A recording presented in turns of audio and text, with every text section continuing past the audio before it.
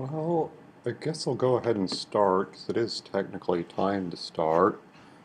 Maybe one of these weeks I'll be able to give a lecture to an empty classroom. That would be kind of awesome.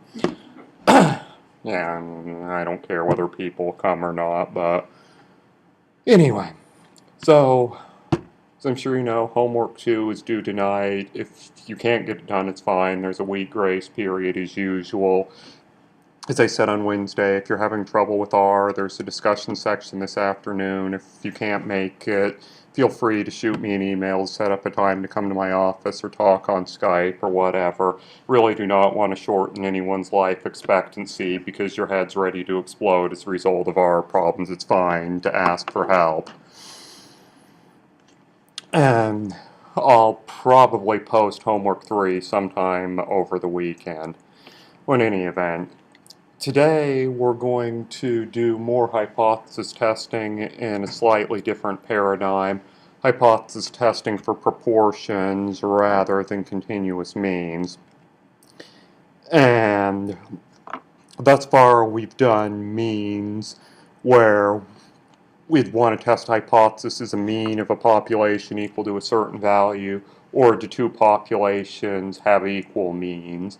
Maybe you trying to think, oh, I guess I'll default to a pain example because that's the area that I work in the most. Say that you gave an active drug to one group of people and a placebo to one group of people and asked them to rate their pain levels on a scale of 0 to 10. If you wanted to test the null hypothesis that these two populations had equal mean pain levels, you could use the t-test and other methodology that we've discussed thus far. On the other hand, if you wanted to test if you just asked them to say, do you have pain or do you not have pain, and you wanted to test the null hypothesis, the proportion result reporting pain is the same in the two groups, then you would use the proportion tests that I'm going to discuss today. So, some examples of one sample proportion test. Say you flip a coin 1,000 times. You want to test the null hypothesis that the coin is fair, that the proportion of success is equal to 50%. Or maybe you want to test the null hypothesis that Obama's approval rating is at least 50%. Because in that case, there's people either approve or disapprove, so it would be a proportion of success. Or a bench science example, say that you were working with fruit flies and you discover a new mutation and you want to test the null hypothesis that the mutation is dominant, for instance. If that's the case, then you would expect, assuming that the original generation are all heterozygous for the new mutation, you would test the null hypothesis that 75% of the offspring would have this mutation, for instance.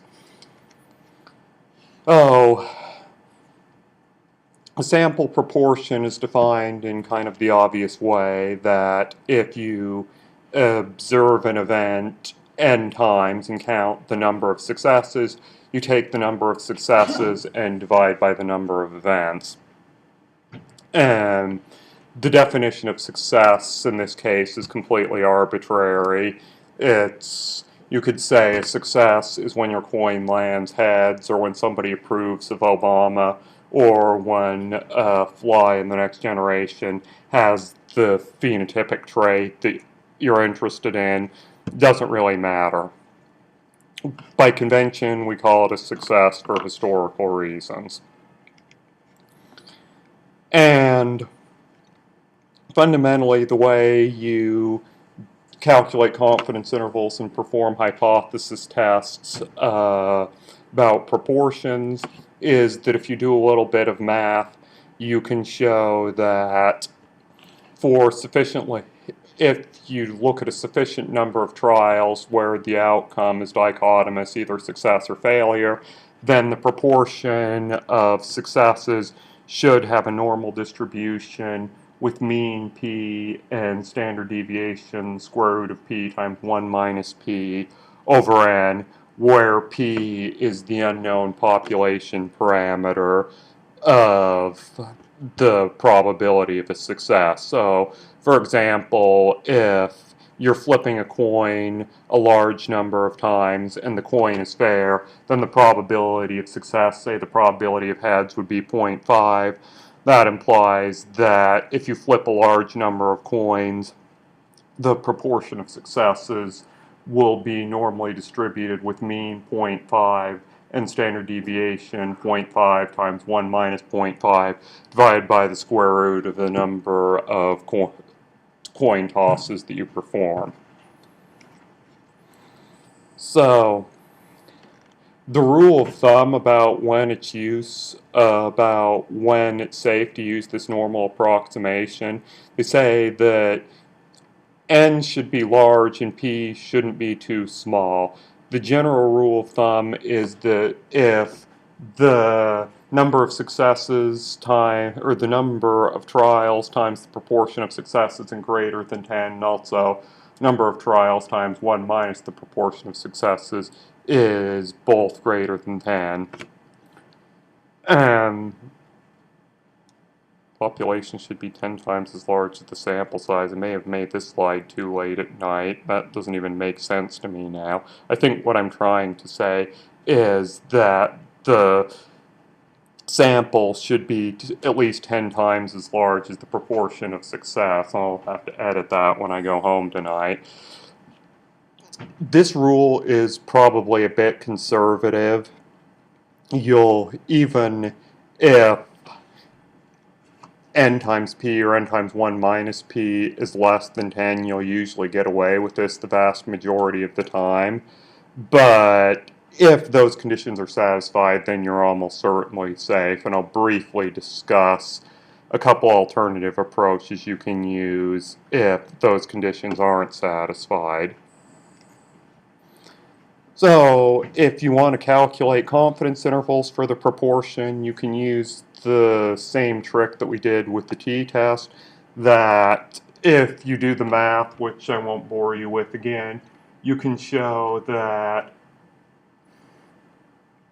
if p hat is the estimated proportion of successes, that is, you flip your coin 1,000 times, take the number of heads, divide by 1,000, call that p hat, then you can show that this interval, p hat plus or minus z star times square root of p, 1 minus p over n, will be 95% or whatever percent confidence interval for the proportion of successes. As I said before, in practice, you'll almost always want a 95% confidence interval, in which case z star will be around 1.96. And if you want to test hypotheses about proportions, then you can use the same trick we did with the t-test again, that under the null hypothesis, the proportion of successes should be normally distributed with mean p and standard deviation square root of p, 1 minus p over root n.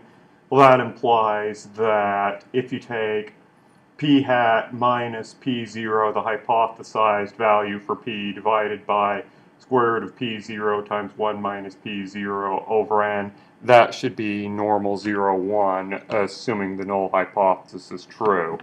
One slight difference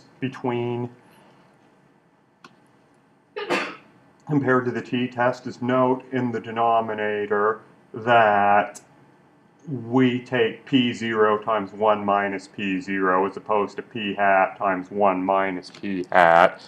That's because in the case of continuous numbers, knowing the mean doesn't tell you anything about the standard deviation. So when we do t-tests or whatever, we have to estimate the standard deviation in the denominator, and hence the test statistic has a t-distribution rather than a normal distribution. In the case with the proportion of successes, if you know the true proportion of successes, then you can automatically calculate that standard deviation. You don't need to estimate it. Hence, you just plug in p0 rather than the estimated p hat, and this will have exactly a normal distribution. And if you didn't follow all that, don't worry about it. For the purposes of this class, we'll just plug the numbers into R.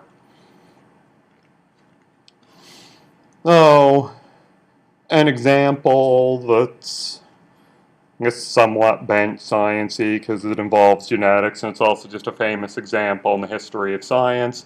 If you've ever taken genetics class, then you probably know all about Mendel's peas, because Gregor Mendel was the one who discovered the principles of modern genetics.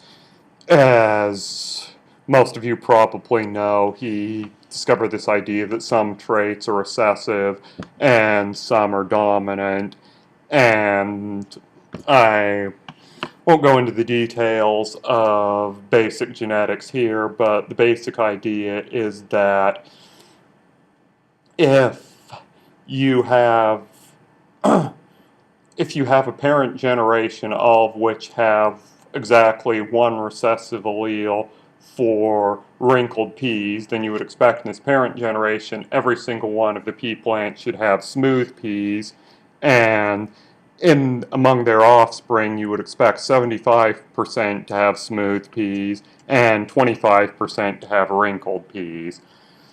So let's say we want to test this null hypothesis rigorously. Mendel was a monk, so he had lots of time to plant pea plants and sit there and count all of them up. So he planted a bunch of peas and sat there and counted 5,474 smooth peas and 1,850 wrinkled peas in the next generation. And at this point, formal statistical hypothesis testing hadn't been developed, but we can reanalyze the data and say, is Mendel's hypothesis correct that 25% of this offspring generation have wrinkled peas? So, the complicated way to do that in R is we calculate the total number of peas, which would be 5,474 plus 1,850. And to get the proportion of wrinkled peas, we take 1,850, the total number of wrinkled peas, divided by the total number of peas. And then to test the null hypothesis of that the proportion of wrinkled peas is equal to 25%, we can use the formula from the previous slide.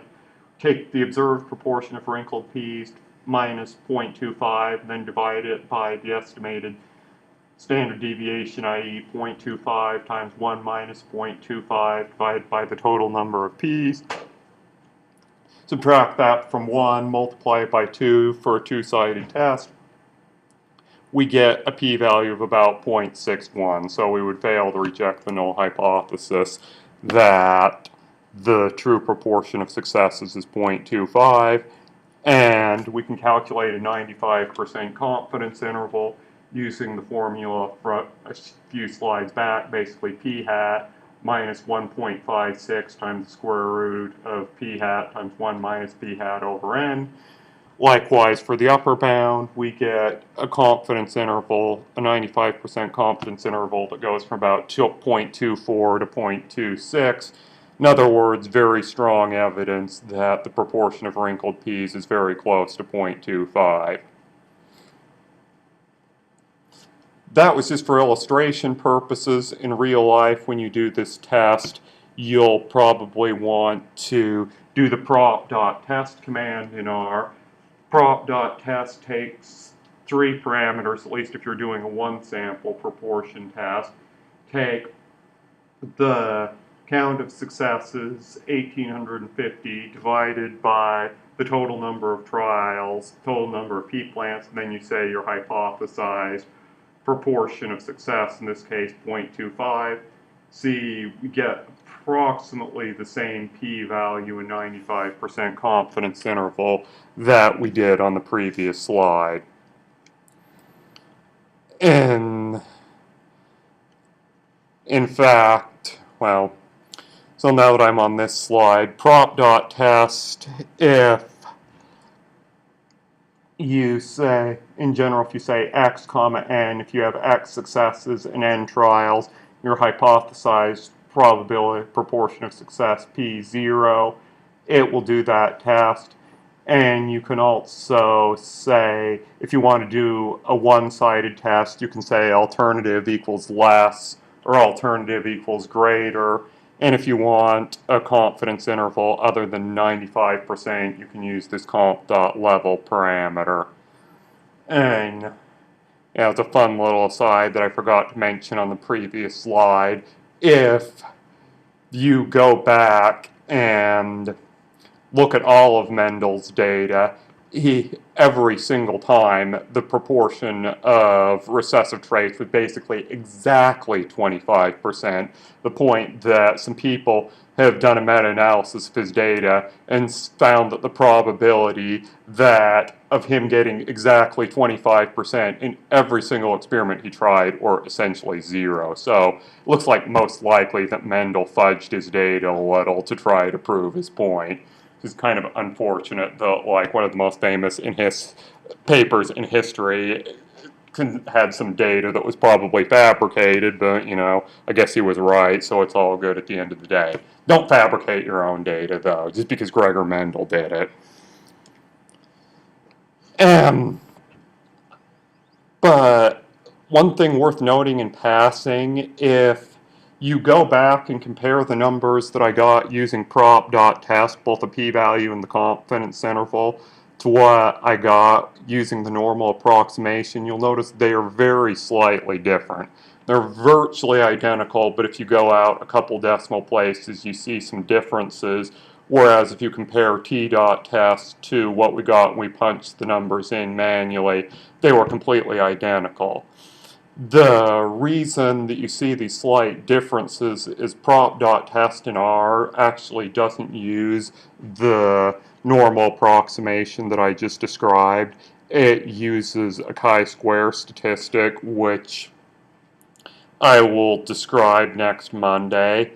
For practical purposes, unless you have a very small sample size, they'll give you the same results, but just thought that was worth mentioning for reproducibility purposes. I'm actually not sure why R uses the chi-square statistic in this case, given that pretty much all tests, introductory statistics texts use the normal approximation I just outlined, but just so you know. And, well, I guess one possible reason, as I said, if the proportion of successes is very close to 0 or very close to 1, there are certain advantages to the chi-square statistic, but for a reasonably large sample size, they're going to give you essentially the same results, so yeah. I also thought it was worth mentioning that both the chi-square approach that prop.test and R uses, as well as the z-statistic that I described on the slides, both of these rely on the central limit theorem and hence reasonably large sample sizes. And if you're worried that your sample size isn't large enough to use these approximations, then there's an alternative that you can use that I'll describe here in a second. And that's one advantage to doing this in R, is R is actually smart enough that if it thinks that your sample size is too small to use these proportion tests, then it will give you a warning and say, warning, your sample size is too small, consider some alternative approaches. In my experience, even when it gives you that warning, the numbers are usually valid, but if you're worried about it, you can use this alternative that I'll describe here. That basically, if we go back to the example of Mendel's P's, we can say, let's say that we flip a weighted coin 7,324 times where the probability of heads is 0.25. in that case, we would expect to observe 1,831 heads. So let's say that you want to compute the probability of observing 1,850 heads or fewer than 0.25, or if you want to do a two-sided test, you could also, or 1,850 heads or more, you could also compute the probability of 1,812 heads or fewer for a two-sided test, and calculate your your test statistic and p-values that way, rather than relying on a normal approximation. Now, for many years, nobody ever did that, because trying to calculate the probability of getting 1,850 or greater heads after tossing a coin 7,000 plus times would be enough to drive you crazy if all you had was a slide rule or even a pocket calculator for that matter. So, for a long time, people only used the normal approximation because anything else was computationally intractable. But nowadays we have R that can compute that probability in a fraction of a second. So if you use the binom.test command in R, you see you get a p-value and a confidence interval almost identical to what you got from prop.test. And it's exactly the same syntax as prop.test. The first parameter is the number of successes, the second is the number of trials, the final parameter is the hypothesized proportion of successes. And like I said, for large samples, as we saw with the example of Mendel's P's, the two tests will give you nearly identical results. If you're worried about the normal approximation being invalid, binom.test is a better option, because the binom.test doesn't use the central limit theorem or the normal approximation at all. It would give you valid results even if you had a sample of size 2. I mean, in that case, it would probably say that your 95% confidence interval goes from 0 to 1, so I mean, it wouldn't be that interesting, but it's still valid. So, binom.test, in my opinion, is worth using if you have small sample size and you're worried that your normal approximation is invalid, or even if your sample size is reasonably large, so just so that you don't have to worry about the issue of normality. In practice, almost nobody does this, so if you do this when you're writing a paper, you'll have to explain what the heck you're doing, because reviewers probably aren't going to be familiar with it. But in my opinion, it's worth using nowadays, because the reason nobody uses it, nobody's familiar with it, is because until R was created in the past 10 or 15 years, there was just no way to calculate this particular test, but now it's easy to calculate. So the reason nobody uses it is because nobody was taught it in their introductory statistics class, so I'm teaching it now and hope that 20 years from now people will actually use this.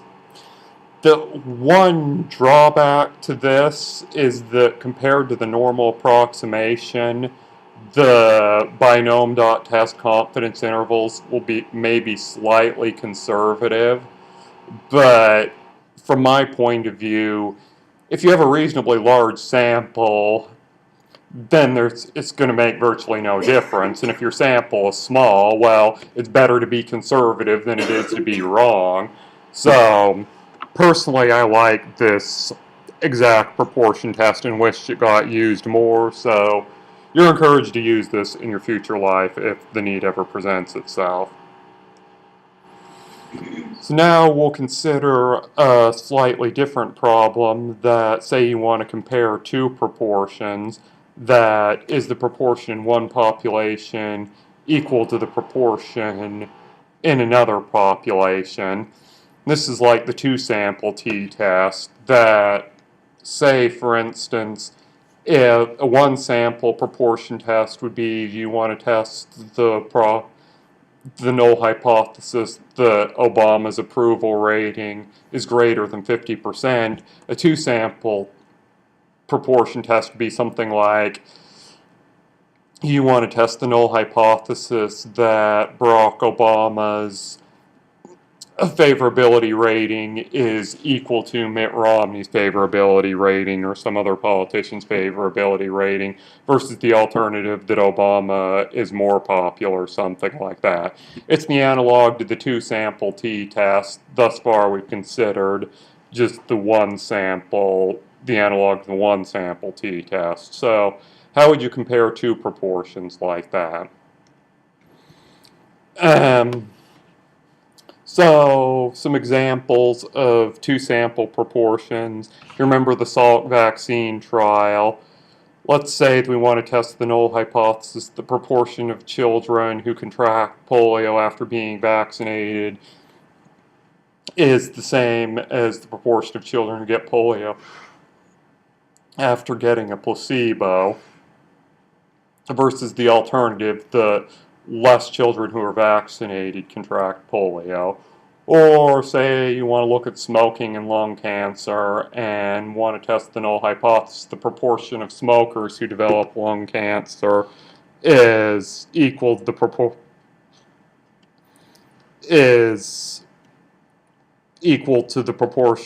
maybe I wrote that badly on this slide, is equal to the proportion of people who develop lung cancer in the overall population. Yeah, I guess maybe what I wrote here is equivalent, but I'm not sure why I said it that way. Anyway, so some notation here. Let's say that we have two samples, one of size n1 and one of size n2, and we observe x1 and x2 successes. And analogously, we assume that the true proportions of success are equal to P1 and P2. And to get the sample proportions, we just do the logical thing, take the number of successes in the first population divided by the number of trials. Likewise, P2 hat is the number of successes in the second population divided by the number of trials there. And if to compare two proportions, typically what you'll do is test the null hypothesis that the difference in these two proportions is equal to 0. This difference is also known as the risk difference that I'll discuss in a little more detail later on. And again, using some math, you can show that for reasonably large sample sizes, if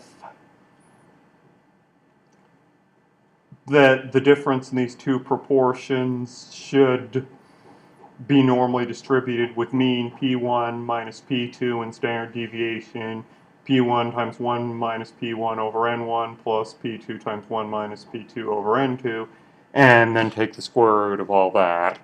And the rule of thumb here, once again, is that for this approximation to be valid, you should let N1 times P1 be greater than 10, N1 times 1 minus P1 be greater than 10.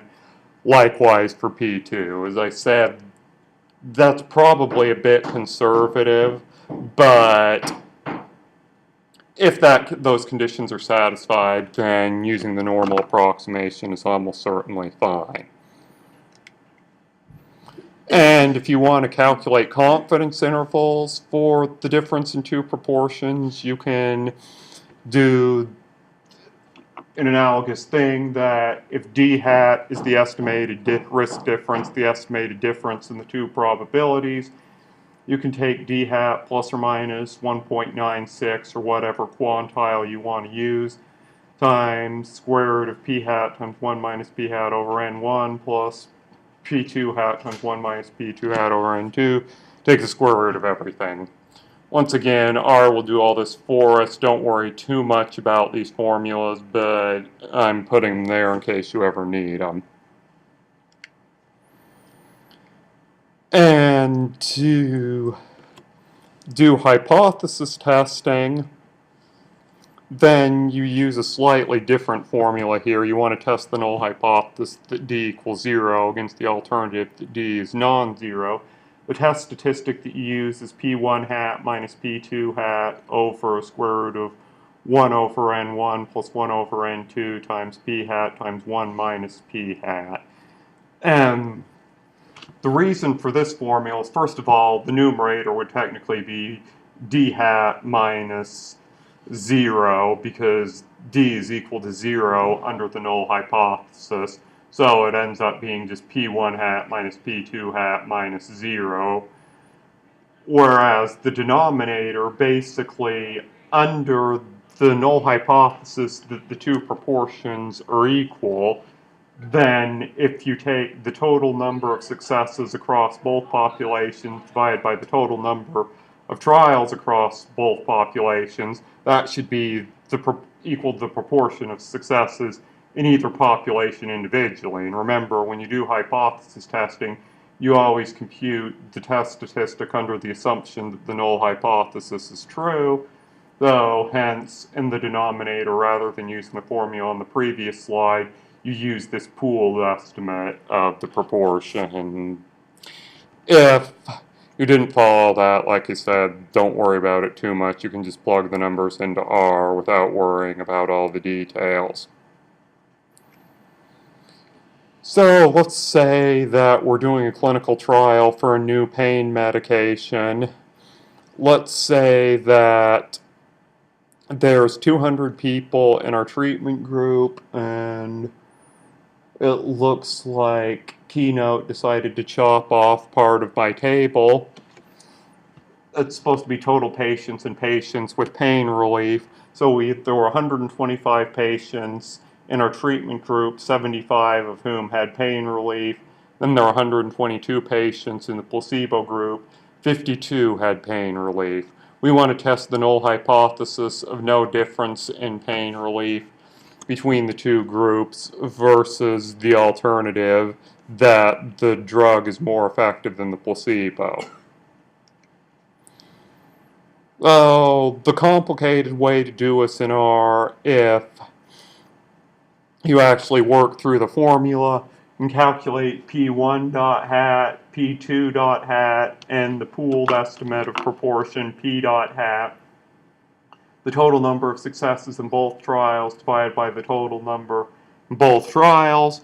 To compute the p-value, we can go p1 hat minus p2 hat divided by square root of 1 over n1 plus 1 over n2 times p hat times 1 minus p hat. Multiply by 2 to get a two-sided test. We get a p-value of about 0.006. And we can compute the 95% confidence interval using the formula from a few slides back, i.e. p1 hat minus p2 hat minus 1.96 times 1 over 125 times p1 hat minus p1 hat plus 1 over 122 times p2 hat minus p2 hat. We get a 95% confidence interval from about 0.05 to 0.3. That's, like I say, just for illustration purposes. There's a simpler way to do this in R using prop.test that I'll show you on the next slide. Prop.test, simpler way to do it. In this case, recall we did prop.test before.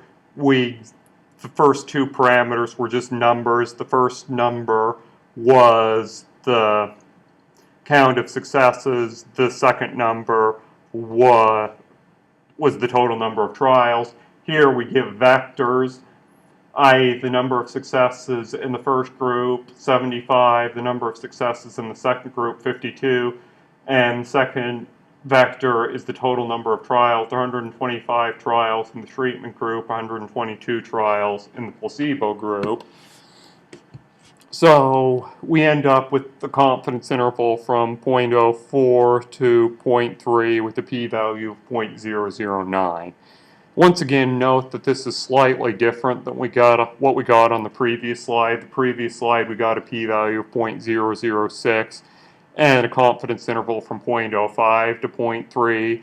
like I said, prop.test in R uses a chi-square approximation, whereas the previous slide uses this z-statistic approximation. They're not exactly the same, but you see they're virtually identical. For practical purposes, it doesn't make much difference. And in general, if you say prop.test C of x1, x2, C of n1, n2, that tests the null hypothesis that two proportions are equal when you get x1 successes out of n1 trials in the first population and x2 successes out of n2 trials in the second observation. And if you want to do a one-sided test, you can use the alternative command. If you want a confidence level other than 95%, you can use this conf.level parameter. And if for some bizarre reason you wanted to test the null hypothesis, the difference in proportions were equal to 0.1 rather than 0, you can do that. But honestly, I don't think I've ever seen a case where anybody wanted to do that in my entire life. In real life, when you do this, you'll virtually always want to test the null hypothesis that the two proportions are equal, which is equivalent to the null hypothesis that the difference in the two proportions is equal to 0. And as I said, the p-values and confidence intervals calculated by prop.test differ slightly than what you get using the normal approximation. R's approach might be slightly better if the proportions are large or small, but in most cases it makes virtually no difference. And actually, I don't think you can use binom.test for the two sample case, although I'm honestly not 100% sure on that. I would have to look at that. You can see that command doesn't get used much. I don't remember the details myself. There definitely are ways to test the null hypothesis the two proportions are equal if you're worried that the normal approximation isn't satisfied. We'll discuss this in more detail next week. But and yeah, I just lost my train of thought. But in practice, almost everybody just uses the normal approximation or the chi-square approximation. You usually get away with that. And just a little bit of terminology here.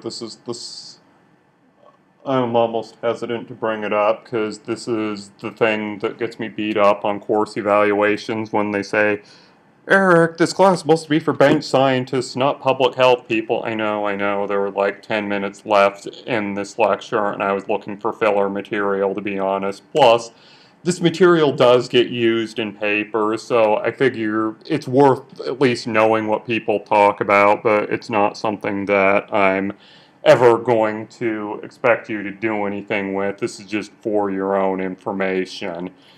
That people talk about this risk difference, which is the difference in proportions versus the relative risk, which is the proportion of successes in one group versus the proportion of successes in the other. And I'll just briefly describe the difference between the two. That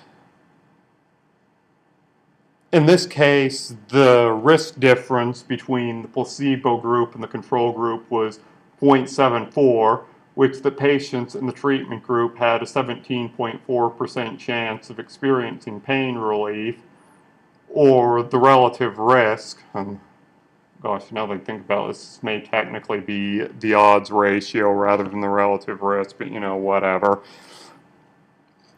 The intuition here is that patients in the treatment group are 1.41 times more likely to experience pain relief as opposed to those in the control group. And this table I thought was a nice example of illustrating how the risk difference and the relative risk differ from one another. This table shows the death rate per 100,000 people from lung cancer and heart disease for both smokers and non-smokers. That very few non-smokers get lung cancer versus a significantly higher proportion of smokers get lung cancer. You're something like 14 or 15 times more likely to get lung cancer if you smoke. If you smoke, you're also somewhat more likely to get heart disease, but it's by a factor of like 1.5 instead of a factor of 14 or 15. But you also notice that not very many people get lung cancer. Among non-smokers, it's practically no one, and even among smokers, it's not that many, versus the proportion that gets heart disease is orders of magnitude higher. So the risk difference for heart disease is significantly larger than it is for lung cancer. So the way to interpret this, the relative risk of smoking is much greater for lung cancer than it is for heart disease, which indicates the association between smoking and lung cancer is much stronger than the association between smoking and heart disease. However, the risk difference for heart disease is larger, indicating that if we reduce the number of people who smoke, notwithstanding the fact the association with lung cancer is stronger, will save more lives due to reduced cardiovascular disease than we will due to reduced lung cancer, just because even though smoking doesn't increase the risk of heart disease by that much, heart disease is just so much more common than lung cancer that we end up saving more lives as a result of reducing the number of heart attacks and so forth. So, yeah, now if you see these terms in papers, you know what people are talking about. I promise not to bore you with it ever again and resume our regularly scheduled bench science stuff on Monday. Just these general reminders about hypothesis testing. Sorry to belabor the point, but as I say, this is probably the most important part of this class, that if you forget how to do a proportion test in 5 years, it's no big deal. You just look it up or ask your statistician friend to do it for you. But if you do the test where in a situation where you're not supposed to do the test, then you end up publishing false results in your paper, which is a far worse outcome. So, central reminders, general reminders about hypothesis testing. Repeat after me. Samples must be representative from the population of interest. Non-representative biased sample, you're dead in the water, nothing you can do will help you. They need to be independent. If the independence assumption is satisfied, your numbers will be wrong. If you calculate p-values, you should calculate confidence intervals as well. My personal opinion is confidence intervals get underused, p-values get overused, and the confidence intervals tend to be more important, and your sample size needs to be sufficiently large unless you're using binom.test in the one sample case. As I mentioned earlier, R will yell at you if it thinks that your sample size is too small, and in those situations you can use some alternatives that don't rely on the assumption of normality that I'll describe next week. So, things to remember today, we can use test hypotheses about proportions, find confidence intervals using similar methods to what we did for numeric data. Remember what I just said about representative samples, independence, etc. And if your sample's too small, you can use an exact test. And here's today's new R commands for future reference on the homework and so forth. Any questions about any of this, the homework, R, whatever? Okay. They said, if you have R problems, please come to the discussion section, email me. The discussion section in particular, well, to be honest, nobody has ever actually come to it yet, and Erica's getting lonely, so it will make us very happy if people come, just so that Erica doesn't have to sit there by herself again.